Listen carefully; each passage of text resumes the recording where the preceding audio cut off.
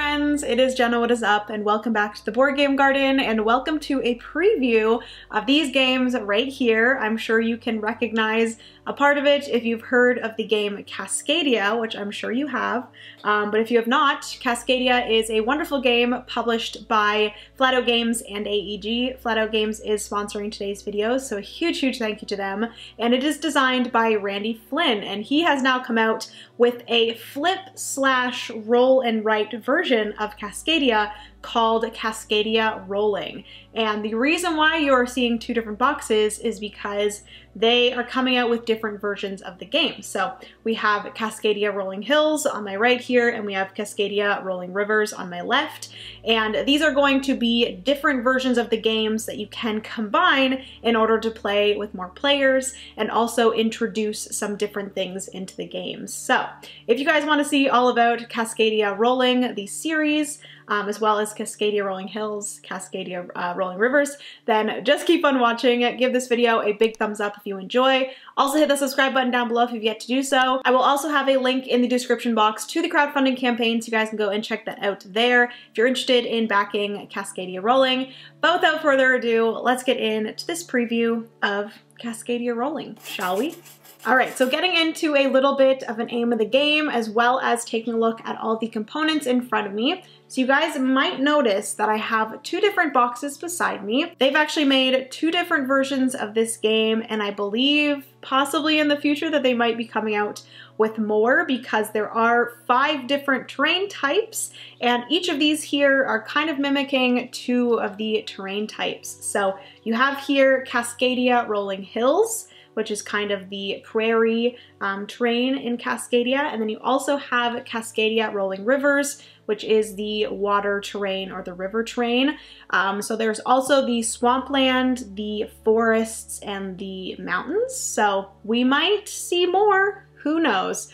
But yeah, in Cascadia Rolling, you're ultimately trying to get the most victory points. This game plays 1 to 4 players. It plays in about 15 to 30 minutes, and it's for ages 10 plus. So when you are playing the solo game, you are trying to beat your own high score, or they also do have the achievements and different scenarios in the back of the rulebook, like a lot of the other Flatout games that we've seen in the past. But in a multiplayer game, you are trying to be the player with the most victory points, and you're going to be getting victory points in different ways based off of the map that you're using. And each of the maps is going to be playing in a completely different way. You have the first map here, which is the A map.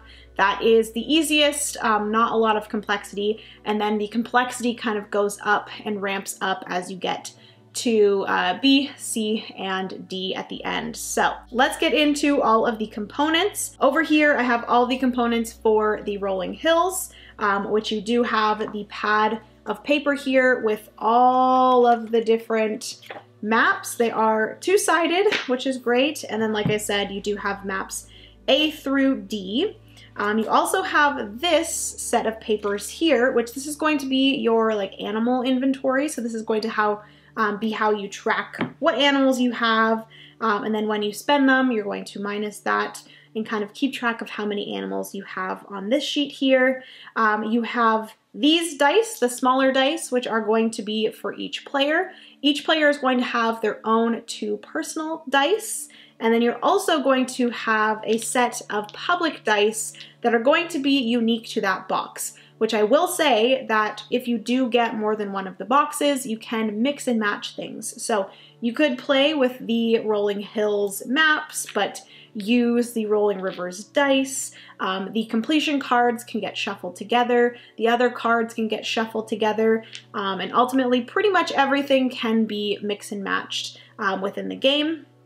But yes, each of the boxes does have some public dice. So the Rolling Hills have these yellow ones here. The Rolling Rivers have these blue ones here. Each player has their own personal dice. They have a round summary, little player reference here. So the one side is the round summary and what you can spend your nature tokens on. And then on the other side, there is a family mode. So I haven't looked too much into the family mode, but I'm sure it's just a more simple way to play the game. So you can play it with younger kids.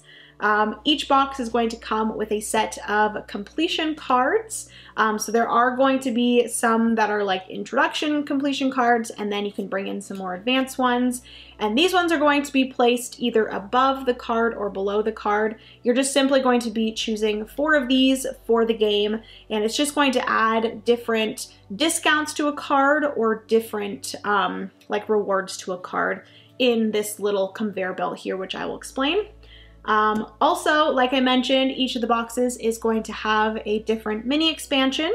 So the Rolling Hills is going to offer some like public objectives, some like if you're the first one to complete this objective, you get this, you flip it over, no one else gets it kind of thing.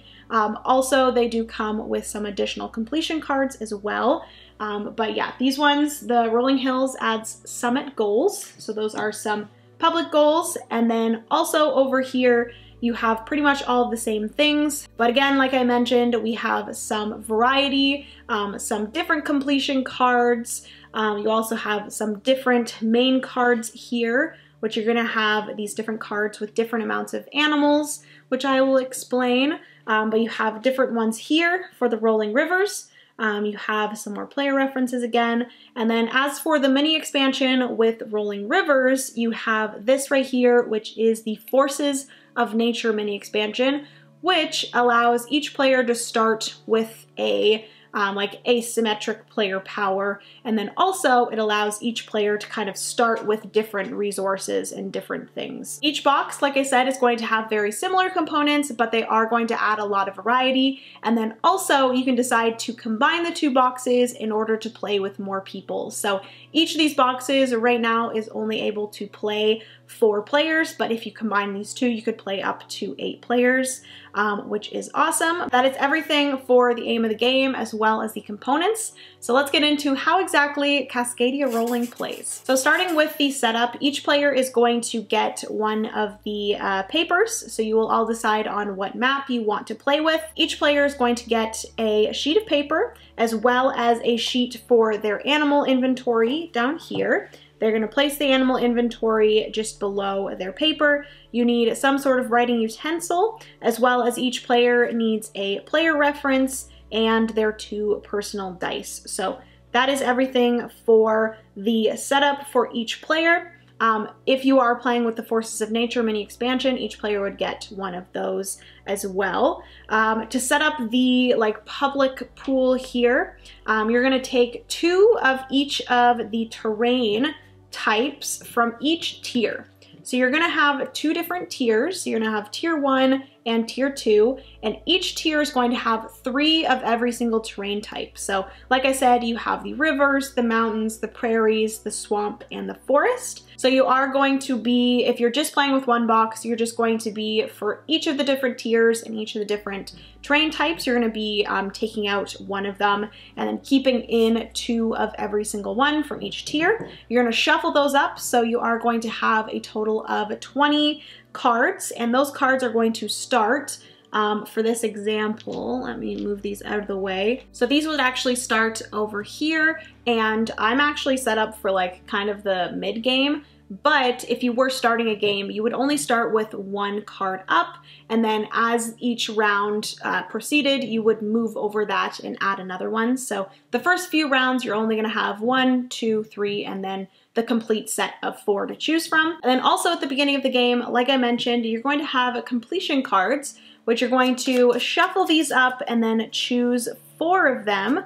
You're going to place these either at the top or the bottom of the starting 4 spaces. So like I said, there's only going to be 1 card out, but as it proceeds, the spaces are going to be filled. But there are 2 different types of completion cards. So there are the like brown and beige completion cards, and then there's also the blue completion cards. These are going to work in 2 different ways. So if you do have brown completion cards, they're going to go at the bottom of the card. If you have a blue completion card, it is going to go at the top. So you guys can see what I have kind of set up right now. So we have the 4 cards here. Like I said, this is kind of a few turns in or a few rounds in.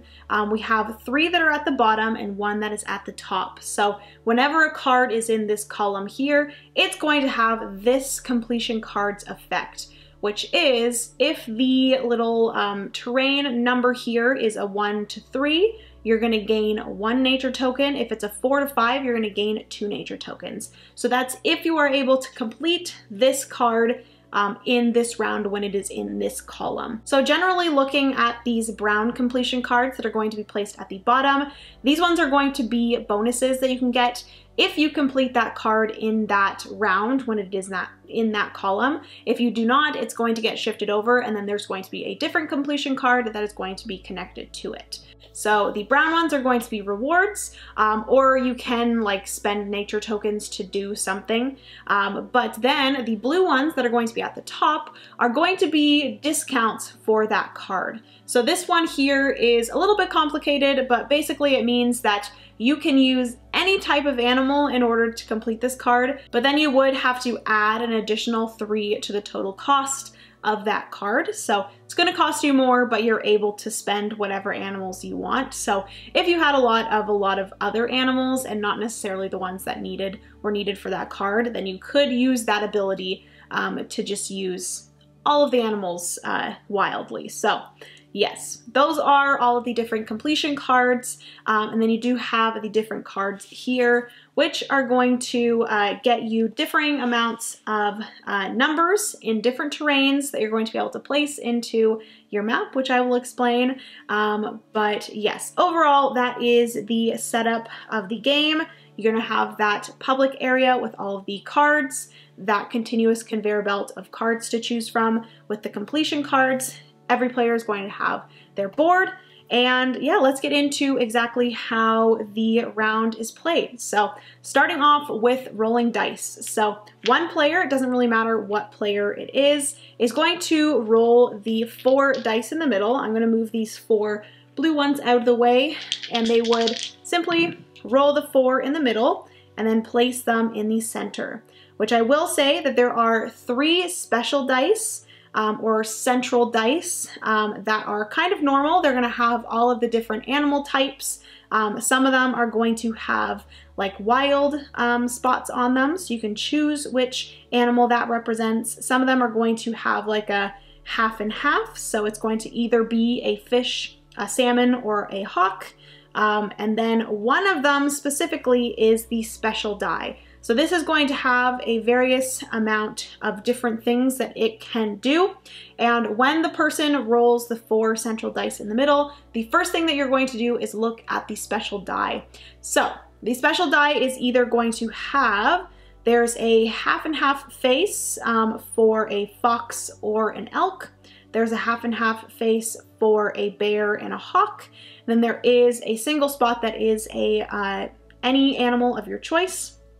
And then there are 3 different beige sides that are going to give you some sort of ability for that round, or it's going to give all players a special ability for that round. So you have one here that has 3 different dice. This means that this turn, instead of choosing, so basically on your turn, you are going to be, after all dice are rolled, which all players would roll their personal die as well. When you roll all the dice, basically you're going to be choosing one animal type to add to your inventory. And then you're going to count up how many of that specific animal were rolled, then you're going to add that. So if I rolled this and there are actually 3 bears as well as a pick any type. So I could use the pick any type as a bear, and then I have 3 other bears. So I could actually choose bear, and I would add 4 bears into my inventory. But if this special die, where did my special die go?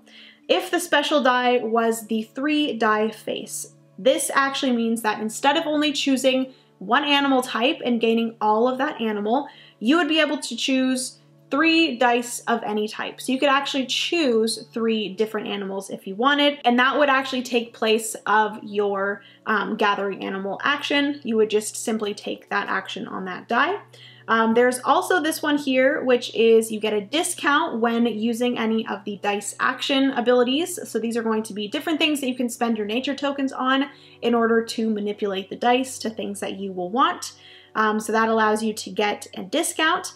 And then lastly, you have this die face here, which I am going to be putting in some B-roll. But this one here is that you can re-roll or choose to re-roll your personal die up to 2 times. And you can decide to lock in one and then roll the second one. That is the rolling of the dice. And then like I mentioned, each player will then choose what animal that they want to take. They're going to count up all of the dice that have that specific animal face on it, and then they would add that to their inventory. So this right here is your inventory, or your like animal tracker. So you're just going to be adding and subtracting as you go. You're not going to get to crazy amounts, so the math is not going to get very complicated at all. It'll simply be like add 3 to 2. So you'd scratch out the 2, you'd put a 5, you spend 4, you'd scratch out the 5, and then put a 1, and so on and so forth like that. And quickly, I do want to mention the different dice actions that I quickly touched on before.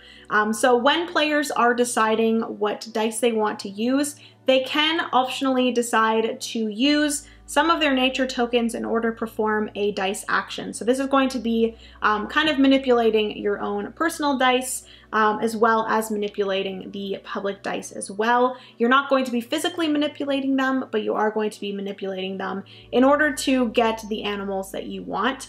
So you can decide to spend 1 nature token to convert down, which this means that each of the animals is going to have like a hierarchy. So the bears is the highest, and then it goes elk, fox, hawk, and then salmon. So you can actually decide to spend 1 nature token to whatever animal you decide on. You can decide to go down 1. So if I, for some reason decided, I'm gonna get 3 bears, but I don't want them to be bears, I want them to be elk. So I could spend my nature token in order to kind of convert those bears down 1 to elks. So then I would be able to put 3 elk into my animal inventory like that. There's also an option to convert up. So the vice versa of that, if I had 3 elk and I really wanted those 3 elk to be 3 bears, I could decide to spend 2 nature tokens to do that. And then also you have the most expensive thing, which is you can spend 3 nature tokens in order to take